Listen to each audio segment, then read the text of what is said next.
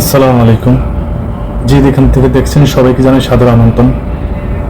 আপনারা জানেন যে অনেকে জানেন কিন্তু অনেকে জানেন না যে সৌদিতে একটা ভয়ানক ঘটনা ঘটেছে, যেটা এক বাংলাদেশিকে এই দেশের নাগরিক গলা কেটে হত্যা করেছে। এটা দাম্মাম শহরে ঘটনাটা জায়গায় ঘটিয়েছে। তাকে বাহরাইন যাওয়ার পথে গ্রেপ্তার করেছে এদেশের পুলিশ।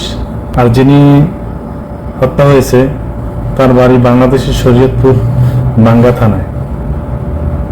তো মূলত এই ঘটনাটি ঘটছে কি কারণে, কি নিয়ে এই ঘটনাটা ঘটছে, বিস্তারিত জানতে অবশ্যই শেষ পর্যন্ত দেখবেন ভিডিওটা। কেউ টেনে দেখার চেষ্টা করবেন না, টেনে দেখলে বুঝতে পারবেন না আসলে কি ঘটছে, কি ঘটনাটা বলছি আমি।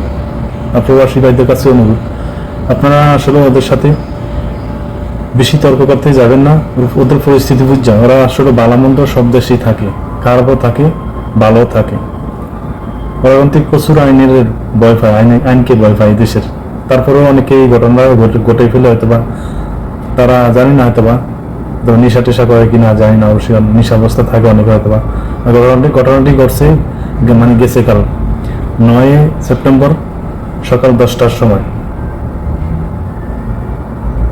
প্রবাসীদের কাছে অনুরোধ একটাই, তাদের কাছে কিন্তু গাড়িতে কোন আর যে জায়গায় কোন তাদের কাছে কিন্তু অস্ত্র থাকে, লাইসেন্স করা অস্ত্র থাকে।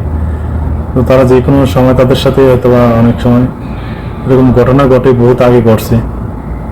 তো যাই হোক, তাদের সাথে বেশি তর্ক করতে যাবেন না। পরিস্থিতি বুঝা কি করবেন না, আপনি দেশের পুলিশের সাথে সহায়তা নেবেন। পুলিশের আপনার যদি কোনো সমস্যা করে অবশ্যই পুলিশকে ফোন করবেন, তাদের সহযোগিতা নেবেন।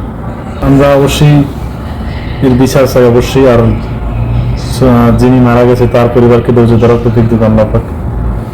আর ঘটনাটা ঘটছে মূলত কি নিয়ে সেটা বলতেছি, সেটা হলো পার্কিং নিয়ে, গাড়ির পার্কিং নিয়ে। মানে গাড়ির পার্কিং নিয়ে তর্ক বিতর্ক করতে করতে এক পর্যায়ে সে বিদেশের নাগরিক বাংলাদেশিকে জবাই করে হত্যা করে। তো ভিডিওটি অবশ্যই শেয়ার করে দিবেন, আর আমাদের প্রবাসী ভাইদেরকে সতর্ক করার জন্য অবশ্যই ভিডিওটি শেয়ার করে দিবেন। ভালো থাকবেন সবাই, আল্লাহ হাফেজ।